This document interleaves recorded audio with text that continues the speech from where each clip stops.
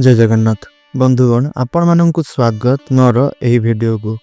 तो बंधुगण चलित वर्ष 19 डिसेम्बर 2025 शुक्रवार दिन पड़ुअछि बकुल अमावास्या। एही दिन आपणकर घरर एही जगार रखि दियंतु एक मुठी लुण। लुणर एही उपायटी को किछि विशेष दिन एवं किछि विशेष मुहूर्त गुड़िकर करिबा द्वारा एहा अधिक फलदायी होइथाय। आपण माने एहा निश्चय रूप से भाबुथिबे जे लुणटी गोटे साधारण जिनिस आउ एहा किपरि आमर समस्या को दूर करि परिबो। तेबे बंधुगण आपण माने जानि रखिबा उचित जे प्रत्येक घरे प्रत्येक स्थान गुड़िकर मिलुथिबा एही लुण साधारण हेले मध्य एहार बहुत अधिक चमत्कारी गुण गुड़िक रहिछि। जेउ गुण गुड़िक एही लुण को असाधारण मध्य बनाई थाए। तेबे एहार व्यवहार प्रत्येक व्यक्ति विशेषण को जणा न थाए। लुण एहा केवल खाद्यर स्वाद बढ़ाई न थाए बरं एहा आम जीवन में चलुथिबा अनेक गुड़िए समस्या गुड़ी को दूर करिबारे मध्य सामर्थ्य होई थाए। तेबे एही विषय रे आजिर एही वीडियो रे आमे माने संपूर्ण विस्तार भाबरे जानिबा। तेबे बंधुगण आजिर एही वीडियो रे आपण माने लुणर एपरि एक चमत्कारी उपाय विषय रे जानिबे जहा कि आपणक जीवन रे एक बहुत बड़ परिवर्तन नेई करी आसी पारे। तेणु एही वीडियोटी को शेष पर्यंत देखंतु। एही वीडियोटी आपणक पई अत्यंत लाभप्रद रहिबो। तेबे बंधुगण वीडियोटी रे आगो को बढ़िबा पूर्वरु जदि आपण हमर एही चैनलटी रे प्रथम थर पई वीडियो देखुछंती तेबे हमर एही चैनलटी को आपण सब्सक्राइब करि नियंतु एवं वीडियोटी को गुटिए लाइक करी तळे आसुथबा कमेंट बॉक्स रे जय मां लक्ष्मी निश्चय रूप रे लिखि दियंतु एवं एही वीडियोटी को गुटिए शेयर निश्चय रूप रे करंतु। बंधुगण आजिर एही वीडियो रे जो उपाय गुड़ी को आपण जानिबे एही उपाय गुड़ी को आपण करिबा द्वारा आपणक जीवन रे केबे भी धनर अभाव देखा देबो नाही। जदि आपणक घरे कौनसी व्यक्ति को बीमारी लागि रहउछि आपणक घरे सदा सर्वदा अशांतिर वातावरण सृष्टि हेउछि। प्रत्येक सदस्य मानक मध्य रे मनांतर मतांतर हेउछि। ऋण एवं करजर भार रे आपण बुड़ी रहउछंती आउ चाकरी क्षेत्र रे आपणको पद उन्नति मिलु नाही किंबा समस्त स्थान गुड़िक आपणको समस्त समस्यार सम्मुखीन हेबा पई पड़ुछि। तेबे आपण एही उपायटी को पालन करिबा द्वारा आपण सेही समस्त कष्ट गुड़िकरु रक्षा पाई परिवे। सेही समस्त समस्या गुड़िक आपणकर समाधान होई जिवो। बंधुगण आपण माननकु एहा लागु थाई पारे जे लुण गुटिए साधारण जिनिस मात्र बंधुगण लुण मध्यरे किछि एमिति चमत्कारी शक्ति गुड़िक रहिछि जेउ शक्ति गुड़िक प्रत्येक व्यक्ति विशेष माने जानि नथांती। एवं जदि लुणर ही चमत्कारी शक्ति गुड़िक विषय रे आपण जानि जानती तेबे आपण आपणक जीवन रे केबे भी धनर अभाव रे धनर समस्या रे पड़िबे नाही। आपण माने मध्य जानती जे हमर स्वास्थ्य उपरे लुणर केते गुरुत्वपूर्ण भूमिका रही थाए। जदि आमर खाद्य लुणर मात्रा अधिक होई जाए तेबे मध्य आमको असुविधा होई थाए एवं जदि आम खाद्य लुणर मात्रा कम होई थाए तेबे मध्य आमको असुविधा होई थाए। एहार अर्थ हेउछि लुण आमको जीवन देई पारे एवं लुण आमर जीवन मध्य नेई पारे। तेबे बंधुगण आजिर एही वीडियो रे मु आपनकु लुणर किछि ज्योतिष उपाय कहिबा पई जाउअछि जाहाकू जदि आपण थरुटिए मात्र आपणक जीवन रे प्रयोग करंती तेबे आपणको आपणक जीवन रे केबे भी कौनसी प्रकारर कष्टर सामना करिबा पई पड़िबो नाही। तेबे बंधुगण आपण माने जानती जे लुण विभिन्न भेराइटीर विभिन्न प्रकारर रही थाए। जेमिति कि प्रथम रे हेउछि संधेइब लवण जाहाकू आमे पहाड़िया लुण भाबरे मध्य जानि थांती। आउ गुटिए हेउछि सामुद्रिक लुण अन्यटी हेउछि कला लुण आउ गुटिए हेउछि साधारण लुण। आमर ज्योतिष शास्त्र रे लुण को चंद्र एवं शुक्रंकर प्रतीक भावरे माना जाई थाए। अनेक लोक माने लुण को मध्य राहुंकर प्रतीक भावरे मानि थांती। सेथिपई लुणर प्रयोग करी आपण समस्त दुष्ट ग्रह माननकु शांत करि परिबे। ज्योतिष शास्त्र अनुसारे जदि आपण लुण को कौनसी स्टील किंबा लुहार डबारे रखुचंती एपरि करिबा द्वारा चंद्र एवं शनिंकर मिलन होई थाए जहा कि अत्यंत अमंगलकारी होई थाए एवं एहा आपणक पई घातक मध्य होई थाए। जदि आपणकर ଘରେ ଆପଣ ଷ୍ଟିଲ୍ କିମ୍ବା ଲୁହାର ଡବାରେ ଲୁଣ ରଖୁଛନ୍ତି, ତାହା ହେଲେ ଏହା ଆପଣଙ୍କ ଘର ପାଇଁ ଅତ୍ୟନ୍ତ ଅମଙ୍ଗଳକାରୀ ହୋଇଥାଏ ଆଉ ଆପଣଙ୍କ ଗୃହରେ ରୋଗ ଏବଂ ଶୋକ ବୃଦ୍ଧିର କାରଣ ବନିଥାଏ।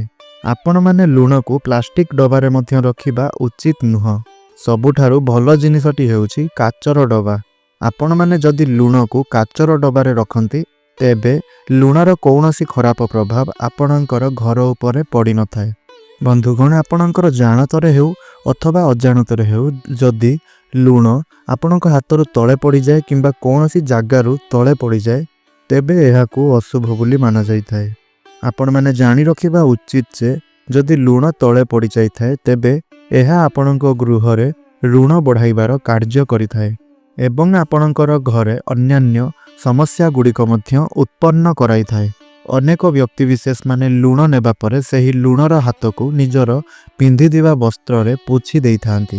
ଏମିତି କରିବା ମଧ୍ୟ ଉଚିତ ହୋଇନଥାଏ। ଯଦି ଲୁଣ ତଳେ ପଡ଼ିଯାଏ ଅଥବା ଆପଣଙ୍କ ହାତରେ ଲାଗିଥାଏ, ତାହେଲେ ତଳେ ପଡ଼ିଯାଇଥିବା ଲୁଣକୁ ଆପଣ ପୋଛି ନିଅନ୍ତୁ ଏବଂ ହାତରେ ଲାଗିଥିବା ଲୁଣକୁ ଆପଣ ଧୋଇ ନିଅନ୍ତୁ। କିନ୍ତୁ ମନେ ରଖନ୍ତୁ, କେବେ ବି ତଳେ ପଡ଼ିଯାଇଥିବା ଲୁଣକୁ ସେମିତି ପକାଇ କରି ରଖନ୍ତୁ ନାହିଁ କିମ୍ବା ଝାଡ଼ୁ କରିଦିଅନ୍ତୁ ନାହିଁ। ଆଉ ହାତରେ ଲାଗିଥିବା ଲୁଣକୁ ଆପଣ କେବେ ବି ନିଜେ ପିନ୍ଧିଥିବା ବସ୍ତ୍ରରେ ପୋଛି ଦିଅନ୍ତୁ ନାହିଁ। ଏପରି କରିବା ଅତ୍ୟନ୍ତ ଅମଙ୍ଗଳକାରୀ ବୋଲି ମାନାଯାଇଥାଏ। ଏହିପରି କରିବା ଦ୍ୱାରା ଆପଣଙ୍କ କୁଣ୍ଡଳୀରେ ଚନ୍ଦ୍ର ଏବଂ ଶୁକ୍ର ଗ୍ରହ ଦୁର୍ବଳ ହୋଇଯାଇଥାନ୍ତି ଏବଂ ଯେତେବେଳେ କୁଣ୍ଡଳୀରେ ଚନ୍ଦ୍ର ଦୁର୍ବଳ ହୋଇଥାନ୍ତି, ସେତେବେଳେ ଆପଣଙ୍କର ପାରିବାରିକ ସୁଖ ଗୁଡ଼ିକରେ ବ୍ୟାଘାତ ଘଟିଥାଏ ଏବଂ କୁଣ୍ଡଳୀରେ ଶୁକ୍ର ଗ୍ରହ ଦୁର୍ବଳ ହେବା ଦ୍ୱାରା ଆପଣଙ୍କର ଧନ ହାନି ହୋଇଥାଏ ଏବଂ ଗୃହରେ ନାନା ପ୍ରକାରର ଆର୍ଥିକ ସମସ୍ୟା ଗୁଡ଼ିକ ଉତ୍ପନ୍ନ ହୋଇଥାଏ। ତେଣୁ ଆପଣ ଏହିସବୁ କଥା ଗୁଡ଼ିକ ପ୍ରତି ଟିକେ ବିଶେଷ ଧ୍ୟାନ ଦିଅନ୍ତୁ। ତେବେ ବନ୍ଧୁଗଣ, ଏବେ ଚାଲନ୍ତୁ ଜାଣିବା ବକୁଳ ଅମାବାସ୍ୟା ଦିନ ଆପଣ କେଉଁ ସବୁ ଉପାୟ ଗୁଡ଼ିକ କରିବେ, ଯାହାଦ୍ୱାରା ଆପଣଙ୍କର ଅନେକ ପ୍ରକାରର ଫାଇଦା ଗୁଡ଼ିକ ହେବ। ତେବେ ସେହି ଉପାୟ ଗୁଡ଼ିକ ଜାଣିବା ପୂର୍ବରୁ ଆପଣ ଭିଡ଼ିଓଟିକୁ ଗୋଟିଏ ଲାଇକ୍ କରନ୍ତୁ ଏବଂ ତଳେ କମେଣ୍ଟ ବକ୍ସରେ ଜୟ ମା ଲକ୍ଷ୍ମୀ ଲେଖି ଚ୍ୟାନେଲଟିକୁ ଯଦି ଏପର୍ଯ୍ୟନ୍ତ ସବସ୍କ୍ରାଇବ୍ କରିନାହାନ୍ତି, ତାହେଲେ ଗୋଟିଏ ସବସ୍କ୍ରାଇବ୍ ନିଶ୍ଚୟ ରୂପରେ କରିଦିଅନ୍ତୁ। ତେବେ ବନ୍ଧୁଗଣ, ଏହି ବକୁଳ ଅମାବାସ୍ୟାଟି ଶୁକ୍ରବାର ଦିନ ପଡ଼ୁଅଛି ଆଉ ଏହି ଉପାୟଟି ଆପଣ ଶୁକ୍ରବାର ଦିନ କଲେ ଆପଣଙ୍କୁ ବହୁତ ଫାଇଦା ପହଞ୍ଚିଥାଏ। ତେବେ ଯଦି ଆପଣ ଏହି ବକୁଳ ଅମାବାସ୍ୟା ଦିନ କିଛି ଲୁଣ ଆପଣ ପାଣିରେ ମିଶାଇ ସେହି ପାଣିରେ ଆପଣ ନିଜ ଘରକୁ ପୋଛା ଲଗାନ୍ତି, ତାହେଲେ ଆପଣଙ୍କର ଘରେ ଥିବା ସମସ୍ତ ନକାରାତ୍ମକ ଶକ୍ତି ଦୂର ହୋଇଯାଇଥାଏ ଏବଂ ଆପଣଙ୍କ ଘରେ ମା ଲକ୍ଷ୍ମୀଙ୍କର ବାସ ହୋଇଥାଏ। ଆଉ ଏହି ଉପାୟଟିକୁ ଆପଣ ବକୁଳ ଅମାବାସ୍ୟା ବ୍ୟତୀତ ଅନ୍ୟ ଦିନ ଗୁଡ଼ିକରେ ମଧ୍ୟ କରିପାରିବେ, କିନ୍ତୁ ଅନ୍ୟ ଦିନ ଗୁଡ଼ିକ ଯେପରି ଗୁରୁବାର ନ ହୋଇଥିବା ଆବଶ୍ୟକ। ଅର୍ଥାତ୍ ଆପଣ ଗୁରୁବାର ଦିନକୁ ଛାଡ଼ି ଅନ୍ୟ ଦିନ ଗୁଡ଼ିକରେ ଆପଣ ଲୁଣର ଏହି ଉପାୟଟିକୁ କରିପାରିବେ। ଆପଣମାନେ ଜାଣିଥାନ୍ତି ଯେ ଆପଣଙ୍କର ଘରକୁ ପ୍ରତ୍ୟେକ ଦିନ ବିଭିନ୍ନ ପ୍ରକାରର ଲୋକମାନେ ଯିବା ଆସିବା କରିଥାନ୍ତି। ସେ ଆପଣଙ୍କର ବନ୍ଧୁବାନ୍ଧବ ହୁଅନ୍ତୁ କିମ୍ବା ଆପଣଙ୍କର ସାଙ୍ଗସାଥି ହୁଅନ୍ତୁ କିମ୍ବା ଆପଣଙ୍କର ପାଖ ପଡ଼ୋଶୀ ହୁଅନ୍ତୁ କିମ୍ବା ବାହାରର କୌଣସି ବି ଲୋକ ହୁଅନ୍ତୁ। ବିଭିନ୍ନ ପ୍ରକାରର ଲୋକମାନେ ଆପଣଙ୍କର ଘରକୁ ଯିବା ଆସିବା କରିଥାନ୍ତି ଏବଂ ସେମାନେ ଆସିବା ଦ୍ୱାରା ସେମାନଙ୍କ ପାଦରେ ଯେଉଁ ଧୂଳି ଆପଣଙ୍କ ଘରକୁ ଆସିଥାଏ, ସେମାନଙ୍କର ସେହି ପାଦର ଧୂଳି ଆପଣଙ୍କ ଗୃହରେ ନାନା ପ୍ରକାରର ନକାରାତ୍ମକତାକୁ ବଢ଼ାଇଥାଏ, ନକାରାତ୍ମକ ଶକ୍ତି ଗୁଡ଼ିକ ସୃଷ୍ଟି କରିଥାଏ। ତେଣୁ ଆପଣ ସେହି ନକାରାତ୍ମକ ଶକ୍ତି ଗୁଡ଼ିକୁ ଆପଣଙ୍କର ଘରୁ ଦୂର କରିବା ପାଇଁ ଆପଣ ଏହି ବକୁଳ ଅମାବାସ୍ୟା ଦିନ କିଛି ପାଣିରେ ଅଳ୍ପ କିଛି ଲୁଣ ପକାଇ ସେହି ଲୁଣ ପାଣିରେ ଆପଣଙ୍କର ଘରକୁ ପୋଛା ଲଗାନ୍ତୁ। ଏପରି କରିବା ଦ୍ୱାରା ଆପଣଙ୍କର ଗୃହ ପବିତ୍ର ହୋଇଯାଇଥାଏ। ଆଉ ହଁ, ଏହି ଉପାୟଟିକୁ ମଧ୍ୟ ଆପଣ ଅନ୍ୟ ଦିନମାନଙ୍କରେ କରିବେ, କେବଳ ଗୁରୁବାର ଦିନକୁ ଛାଡ଼ି ଆଉ ସବୁ ଦିନ ଗୁଡ଼ିକରେ କରିବେ। ତେବେ ବନ୍ଧୁଗଣ, ଆଉ ଏକ ଉପାୟଟି ହେଉଛି, ଯଦି ଆପଣମାନେ ଆପଣଙ୍କ ଗୃହରେ ଧନର ବୃଦ୍ଧି କରିବାକୁ ଚାହୁଁଛନ୍ତି, ତେବେ ଆପଣ ଗୋଟିଏ କାଚ ଗ୍ଲାସରେ ପୂର୍ଣ୍ଣ କରି ପାଣି ନିଅନ୍ତୁ ଏବଂ ସେହି ପାଣିରେ ଆପଣ ଗୋଟିଏ ଚାମଚ ଲୁଣ ମିଶାଇ କରି ସେହି ଗ୍ଲାସଟିକୁ ନେଇ ଆପଣଙ୍କ ଘରର ନୈଋତ୍ୟ କୋଣରେ ରଖିଦିଅନ୍ତୁ। ଏପରି କରିବା ଦ୍ୱାରା ଆପଣଙ୍କ ଉପରେ ମା ଲକ୍ଷ୍ମୀ ଅତ୍ୟନ୍ତ ପ୍ରସନ୍ନ ହୋଇଥାନ୍ତି ଏବଂ ଆପଣଙ୍କ ଧନରେ ବୃଦ୍ଧି ହୋଇଥାଏ।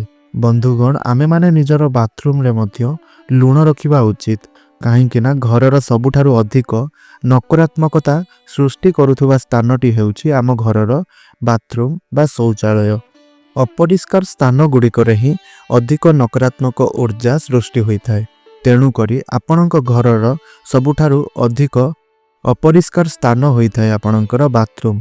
ତେଣୁ ଆପଣ ଗୋଟିଏ କାଚର ପାତ୍ରରେ ଅଳ୍ପ କିଛି ଲୁଣ ରଖି ତାକୁ ନେଇକରି ଆପଣଙ୍କର ବାଥରୁମ୍ର ଏକ ସ୍ଥାନରେ ରଖିଦେବା ଉଚିତ।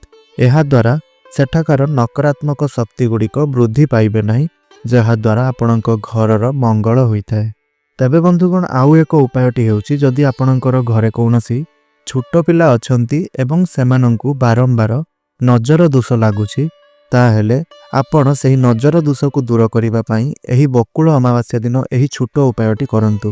ତ ଆପଣ ଏକ ଚୁଟକି ଲୁଣ ଆଣନ୍ତୁ ଏବଂ ସେହି ଛୋଟ ପିଲାର ଶରୀର ଚାରିକଡ଼ରେ 7 ଥର ସେହି ଲୁଣକୁ ଘୁରାଇ ଆଣନ୍ତୁ ଏବଂ ସେହି ଲୁଣକୁ ନେଇକରି କୌଣସି ପ୍ରବାହିତ ହେଉଥିବା ଜଳରେ ତାହାକୁ ପ୍ରବାହିତ କରାଇ ଦିଅନ୍ତୁ। ଏପରି କରିବା ଦ୍ୱାରା ଆପଣଙ୍କର ସେହି ଛୋଟ ପିଲାଙ୍କ ଉପରେ ଲାଗିଥିବା ନଜର ଦୋଷ ତାହା ସବୁ କିଛି ଦୂର ହୋଇଯାଇଥାଏ। ତେବେ ବନ୍ଧୁଗଣ, ଏହା ଥିଲା କିଛି ସେହି ସରଳ ଏବଂ ସହଜ ଉପାୟ ଗୁଡ଼ିକ, ଯେଉଁ ଉପାୟ ଗୁଡ଼ିକୁ ଆପଣ ଏହି ବକୁଳ ଅମାବାସ୍ୟା ଦିନ ନିଶ୍ଚୟ ରୂପରେ କରନ୍ତୁ। ତେବେ ବନ୍ଧୁଗଣ, ଆଶା କରୁଛି ଆଜିର ଏହି ଭିଡ଼ିଓଟି ଆପଣମାନଙ୍କୁ ନିଶ୍ଚୟ ରୂପରେ ଭଲ ଲାଗିଥିବ। ଯଦି ଭିଡ଼ିଓଟି ଭଲ ଲାଗିଛି ତେବେ ଭିଡ଼ିଓଟିକୁ ଗୋଟିଏ ଲାଇକ୍ କରନ୍ତୁ। ଚ୍ୟାନେଲଟିରେ ନୂଆ ଥିଲେ ଚ୍ୟାନେଲଟିକୁ ସବସ୍କ୍ରାଇବ୍ କରନ୍ତୁ ଏବଂ ତଳେ ଆସୁଥିବା କମେଣ୍ଟ ବକ୍ସରେ ଭକ୍ତି ଏବଂ ଶ୍ରଦ୍ଧାର ହୃଦୟରେ ଜୟ ମା ଲକ୍ଷ୍ମୀ ନିଶ୍ଚୟ ରୂପରେ ଲେଖନ୍ତୁ। ଆଉ ଭିଡ଼ିଓଟିକୁ ଗୋଟିଏ ସେୟାର ନିଶ୍ଚୟ ରୂପରେ କରନ୍ତୁ। ଜୟ ଜଗନ୍ନାଥ।